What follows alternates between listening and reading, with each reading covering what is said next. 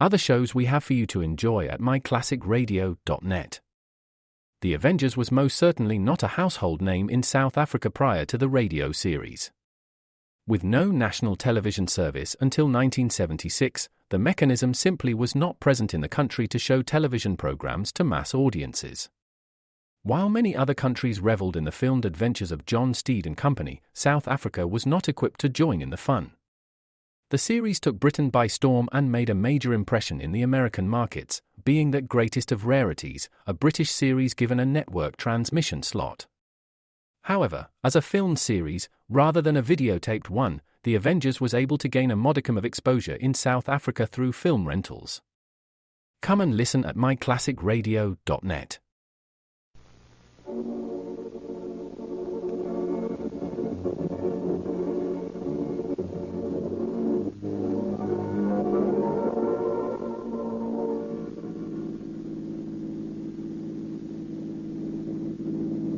Police calling all cars, attention all cars, broadcast 18. A fire at 1517 East 1st Street. Damage $147,000. The fire department suspects a pyromaniac. All cars will cooperate with the Arson Bureau. Go get him, boys. That's all. Rosenberg.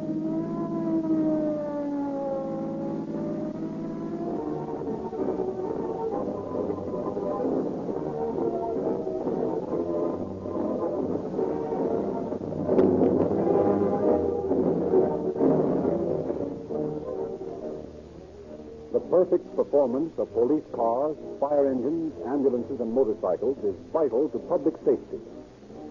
In Southern California and Arizona, more of this equipment depends on Rio Grande cracked gasoline than all other brands combined. This is the same gasoline that you can buy at any Rio Grande service station at the price of ordinary non-premium gasoline. Rio Grande cracked was one of the first gasolines to be offered the public containing tetraethyl at no additional cost. Since then, many other companies have been forced to follow suit. The word cracking is the name of a scientific process designed to give you a more powerful and more economical fuel. Rio Grande forces the crude oil into enormous spills, 100 feet high. And under terrific heat and pressure, the gasoline fractions are cracked into millions of atoms. This process is repeated again and again until the final product, the Rio Grande cracked gasoline you buy from your neighborhood dealer, is so concentrated that every drop is vital power. When you fill up with Rio Grande cracked gasoline with tetraethyl, you are getting a product that is abreast of the time, guaranteed to deliver to you motor power, speed, and dependability at no extra cost. Try a tank full tomorrow.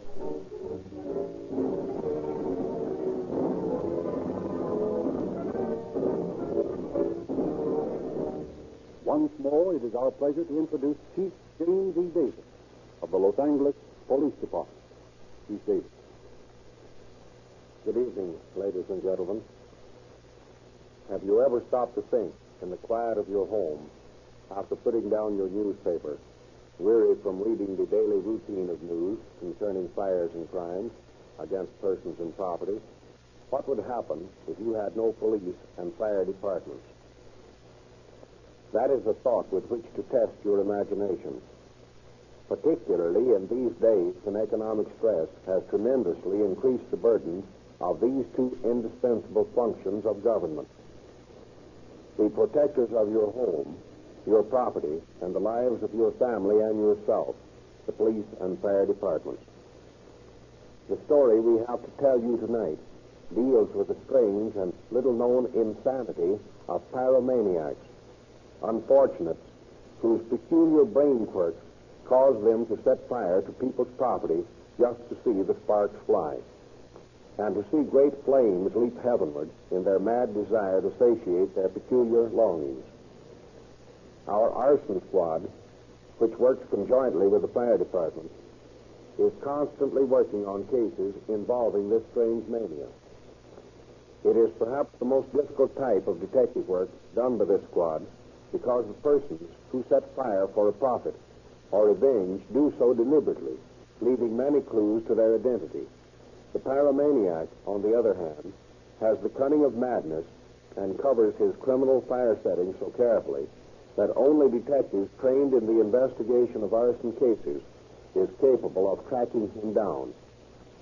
I have chosen tonight's story to give the citizens of Los Angeles a vivid picture of how difficult it is to discover the operations of the pyromaniac.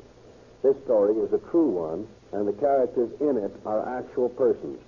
And now, Frederick Lindsley will go on with the story.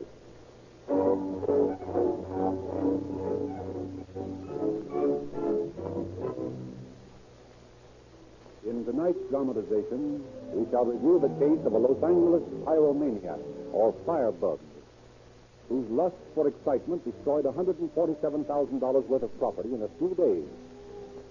It is September of 1924. Thomas McGee, a high official of the Southern California Edison Company, brings a young man of pleasant appearance to his home. He leaves the boy a moment as he goes to greet his wife. Oh, Tom, you're home early this evening. Hello, my dear. Well, I have a little surprise for you. Surprise? What is it? I've engaged a chauffeur for you. I think he's just the man we've been looking for. He's cultured and educated, and he's a handsome devil, too. Oh, where is he? He's down in the living room. Shall I have him come up? Well, I'll send Marie. Marie? Hello. There's a young man waiting in the living room. Will you show him up here? Colorful background this chap has, too. He's the eldest son of the flying Spinozas. The flying Spinoza? Well, I can see that name doesn't register with you as it does with me. You know, my dear, when I was a boy, the flying Spinozas were my idols, big-time trapeze artists. There just wasn't a first-rate circus without the flying Spinozas. Oh, I see. Doris, this is Ed Spinoza. Ed, this is Mrs. McGee. How do you do, Edward? How do you do, Mrs. McGee? I understand you're to be my driver. Yes, madam. Well, I hope you're careful, Edward. I become very nervous with reckless driving. Oh, I'll be careful, Mrs. McGee. I'll do my best to please you. I'm certain you'll succeed.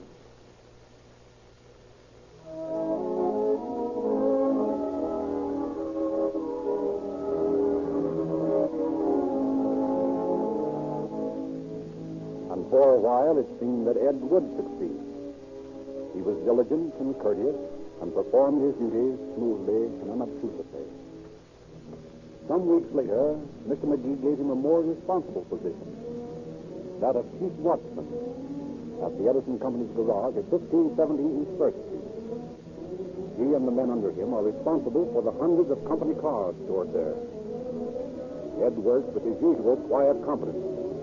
Then, on the night of November the 12th, fire breaks out.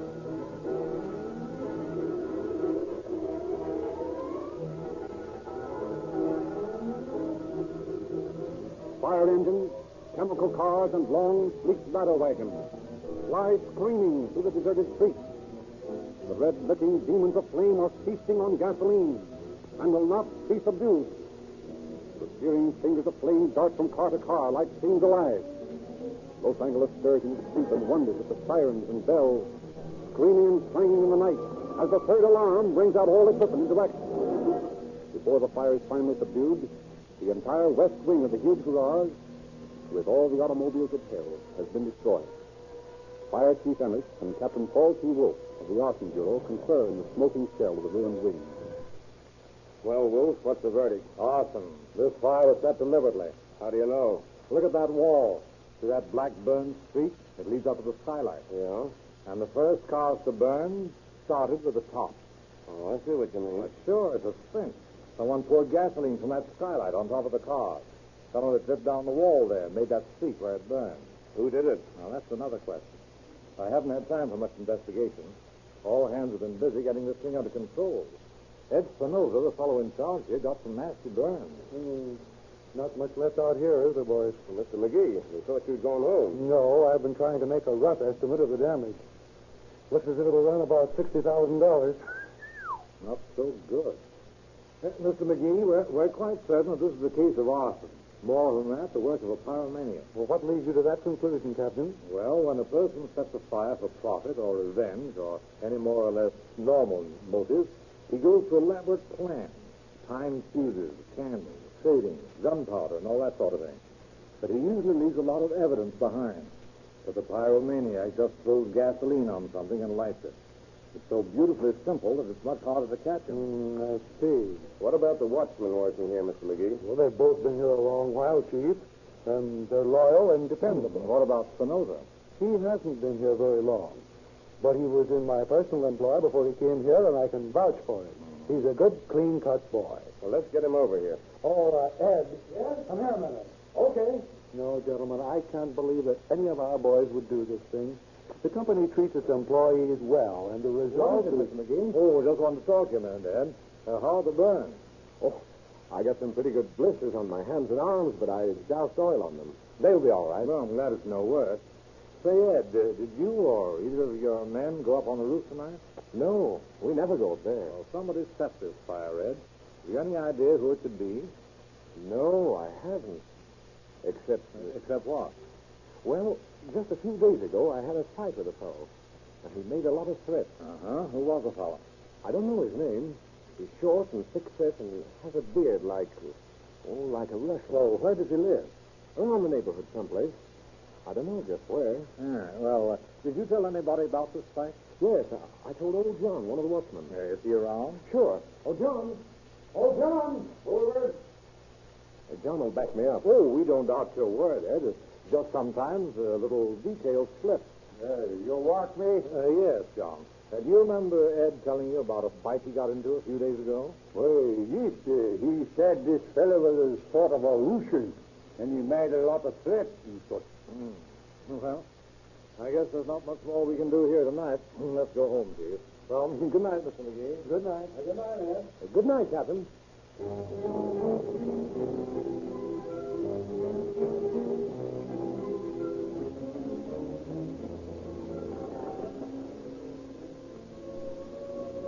very next night, the neighborhood again thrills to the charging fire engine. As a fire breaks out in the abandoned Big Four depot, used as a shelter by tramps and vagrants. Captain Wolf visits the scene of the fire and finds no evidence of arson. But he does find someone he knows assisting the firemen in fighting the flames.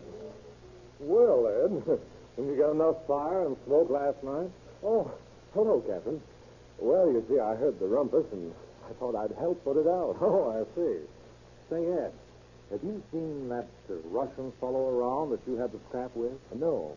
Well, be sure to let me know if you hear from him.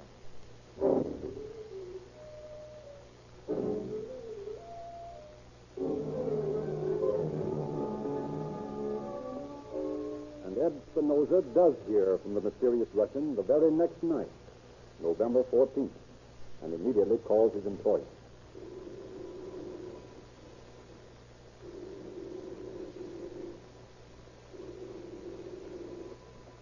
I'll get it, does.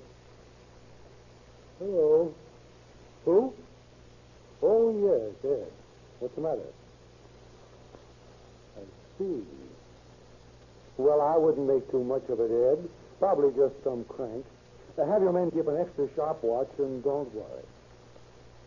Oh, no, I don't mind. You did just the right thing to call me. Good night.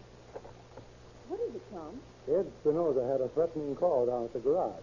Someone rang up and said, I failed the other night, but tonight... Oh, Tom, you don't think... I think that Ed is unduly excited. Ed is unduly excited. There are a lot of cranks around, you know. If he keeps a sharp watch, nothing will happen.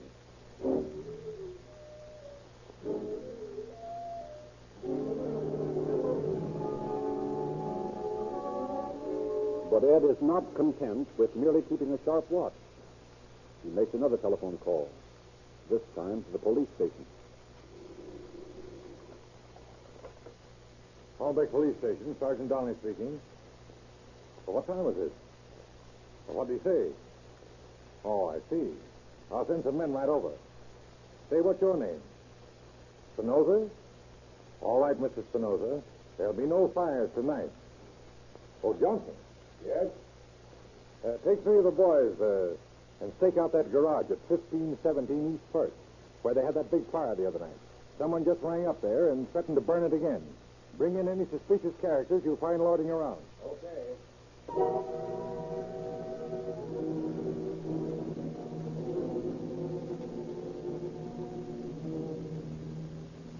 The officers keep a close watch for hours and see nothing to arouse their suspicion. At 3:40 on the morning of November 15th, they return to the Hollenbeck station. Exactly 7 minutes later, at 3:47, fire breaks out in several places in the main wing of the Edison garage.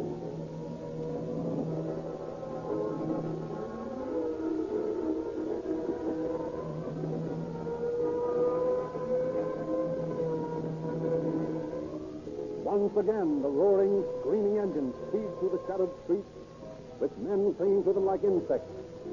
One alarm. The main wing of the garage is doomed as hundreds of cars burn. 2 alarms. More and more operators. More and more men are poured into East First Street to reinforce the gallant little band that is struggling against the crackling, glaring monster. 3 alarms. Now the fire engines are guided in their mad rush by the ominous red glare of the flames against the sky. Chief Ennis and Captain Wolf are accompanied by Detective Lieutenant Jack Gooding and George Price of the fire department. The center of the building is completely destroyed before the fire is subdued. It is a bewildered group that gathers in the office to review the situation. Well, boys, about 87,000 in damages this time. $147,000 gone up in smoke in 2 days. It's a lot, Mr. McGee. It will be more if we don't get the fellow that did it. What about the phone call, Wolf? I'm just coming to it, Chief. What time did you say it came, Ed? 12:15. I know because the alarm clock was right here. Where was the watchman? Well, you see, Lieutenant Goodrich, ever since the fire the other night, I've been sending them back to the alley. 1 man on each side of the building. They flashed their lights to meet in the alley. Old John here and Mac were back there when the call came. Oh, I should think they would hear a telephone bell ring from there. How about it, John? Did you hear a phone bill? Well, Captain Wolf, I did hear a bell ring, but I didn't know for sure it was a telephone. Well, why not? Oh, I don't know. It sounds kind of funny. I don't get what you mean, John. Well, it was like a telephone, and then again it wasn't. Well, that's a help. Now, let's see, Ed. Which one of these phones did you say the call came on? This one. Oh, you must be mistaken there. No, I'm sure, Mr. McGee. Well, why do you think he was mistaken, Mr. McGee? Well, you see, Captain Wolf, this is a private phone for outgoing calls only. So it couldn't have been this one. Well, that's the one that came over just the same. I've got an idea. Chief, would you and Mr. McGee and Spinoza step outside just a minute? Jack and I have something to take up with John here. Oh, I ain't done nothing. Honest, I don't know nothing about it. Now, don't get excited. Shut that door, will you, Jack? Really, Captain, honest to God, I didn't... Why, of course you did, Mac. I just want you to listen while I ring this alarm clock. Just wait till I get it set. Yeah, now there she is, now.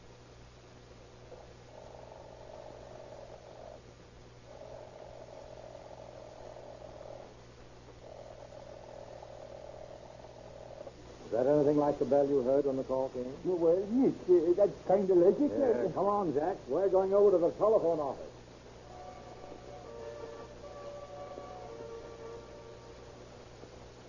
Right over here, officer.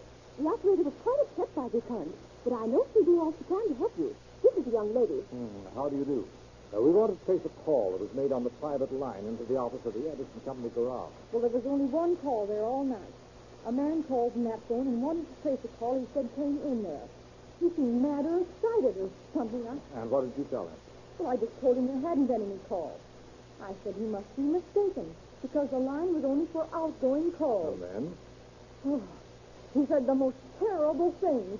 I couldn't tell you the names he called me and the things he threatened to do. Why, it was awful. I see. Oh, thanks very much. Come on, Jack. Let's get back to the garage.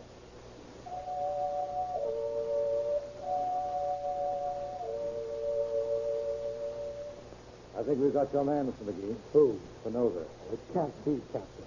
I tell you, that boy I'm is... sorry, but it looks bad for him. I want you to send him on his rounds, just as though nothing had happened. But why? We'll give him the benefit of the doubt. If he's innocent, okay. If not, he needs just a little more rope to do a first-class job of hanging himself. All right. Oh, Ed.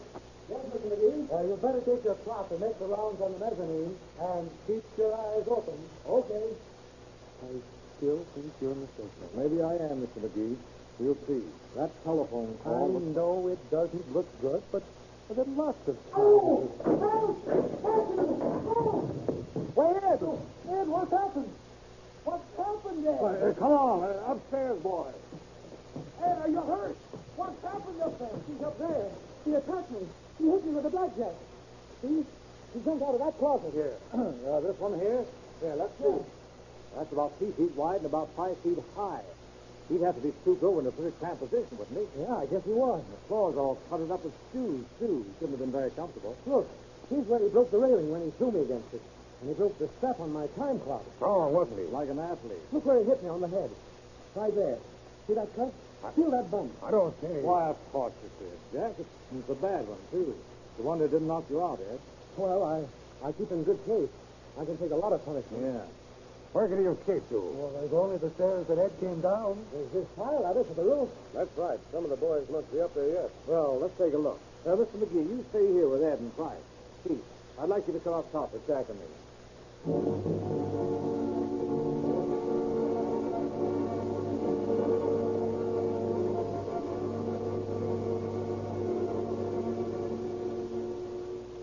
Be careful getting off that ladder there. That's it. Now look, Jack. Flash your light down here. See? No footprints at all in the sand. Let's see if the boys saw anyone. Hey, boys! Hey, boys! Yeah, coming. Oh, hello, Chief. Hello, Captain. Just checking up before we knock off. Have you seen anyone up here in the last few minutes? No, sir. Well, let's see how he could have gotten down in case he came up and the boys didn't see him. Well, there's a drain pipe over here. Yeah, let's have a look at it. Here it is. Here, give me that flash. See? There's a mess of telephone wires right down below here. Anyone going down the drain pipe would have to cross them. He'd be bound to snag them and maybe break a few, and they're all in place. You mean it's all a put-up job by Spinoza himself? It looks that way. Well, where's your proof? Well, did you notice the steps going up to the mezzanine? There were only 2 sets of footprints, one going up and one coming down, and both Spinoza's. And the man couldn't help leaving prints with all that charred junk around here, huh? Yeah, and then in the closet, the floor was covered with shoes, and none of them looked as though they'd been tramped on. That's why I stopped you when you said there was no wound on his head, Jack. But there was no wound. I know. We have to humor him. And after all, there was a broken rail on the strap. We'll go down now and see what happens.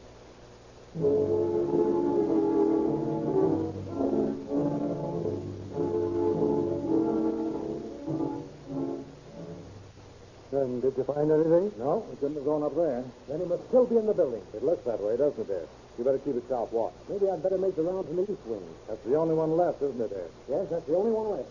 Well, give a yell if you run into trouble. I will, Captain. Well, what's this you're going to do, Captain? I don't understand. There's no time to explain now, Mr. McGee. It's either Ed or that Russian, and we've got to find out which one it is. Come on, Jack. We're going to follow him.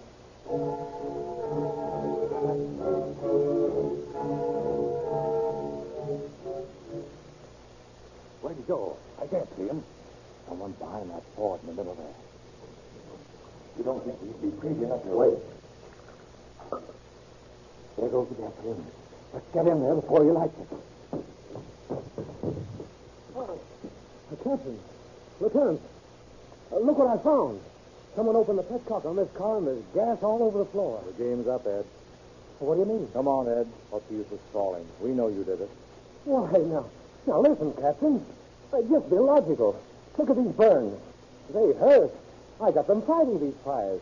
Would I light fires and then go and get burned fighting them? Now, would I? Yes, Ed, you would. Come along.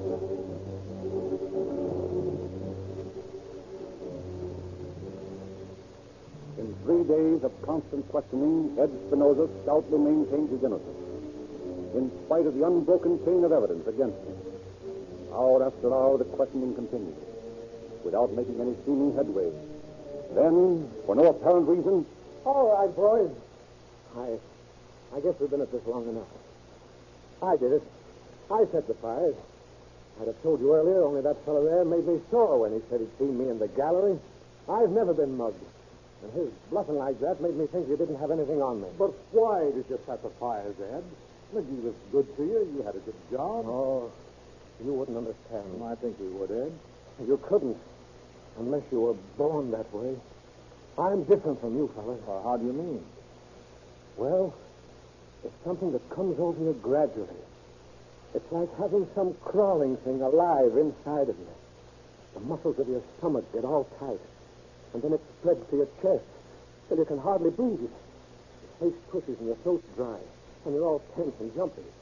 And it feels like the muscles all over your body are tied up into hard knots. You think you're going to die, unless you can relax. But you can't relax without excitement. You've got to see an accident, or a bloody fight, or best of all, a fire. The funny thing about a fire, you watch it burn and crackle, and at the same time you feel as refreshed as though a cold, clear stream of water was pouring over you. You feel all calm and languid. And then you kind of realize what you've done, and you want to help put the thing out. But you know you're going to do it again. I'm going to do it again. Nothing can stop me from doing it again.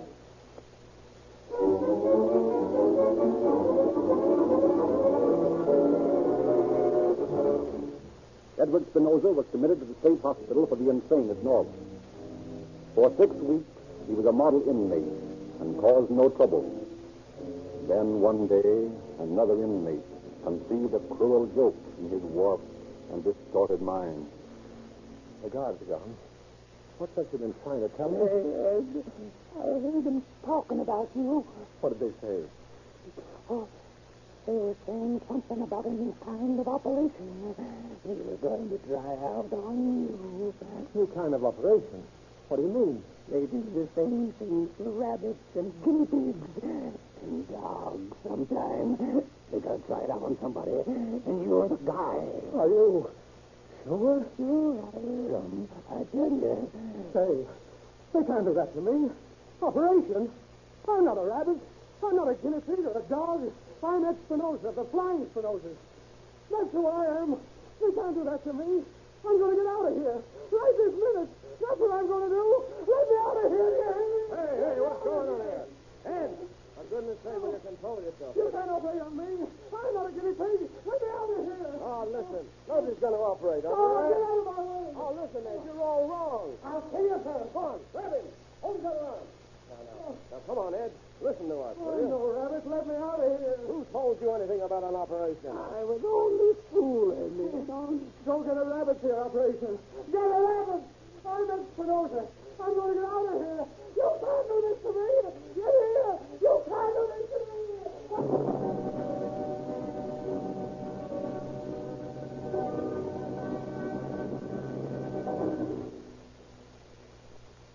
Edward Spinoza became so violent as a result of the cruel, insane jest that it was necessary to strap him to a bed in a barred cell. In the morning, he was gone. With his tremendous natural strength, augmented by the superhuman strength of the maniac, he had not only burst the straps which held him, but had pried the bars of the window apart. He has never been found or heard of since. Unless he has died in the intervening 10 years, he remains a constant and deadly menace to society. One regards the pyromaniac with pity. The diseased mind is not responsible for its impulses and actions. But one must also bear in mind that the pyromaniac presents a dreadful threat to both life and property. It is necessary for all law enforcement officers, as a part of their duty, to keep a constant surveillance over all persons, both adults and juveniles, known to have tendencies to set fires. As a result of this watchfulness, this community is now practically free of this menace. We would like to say in closing that most of the names used in these broadcasts are fictitious, although the cases are accurate in all essential details.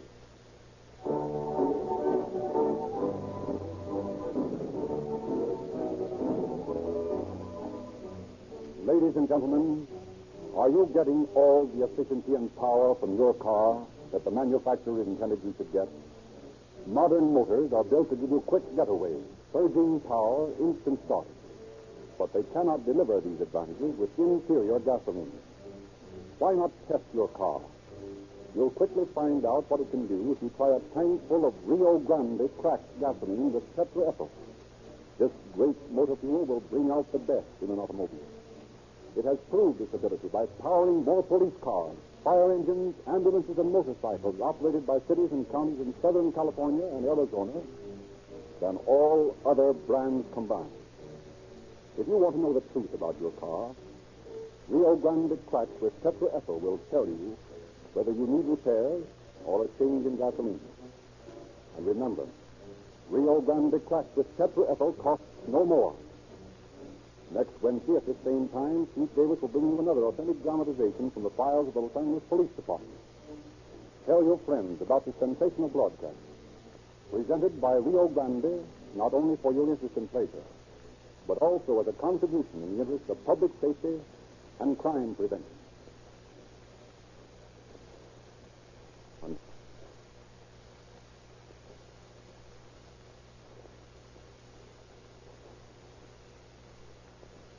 Los Angeles Police calling all cars, attention all cars. Cancellation of broadcast 18 regarding a pyromaniac. Suspect delivered to a psychopathic hospital. That's all. Rules and quit.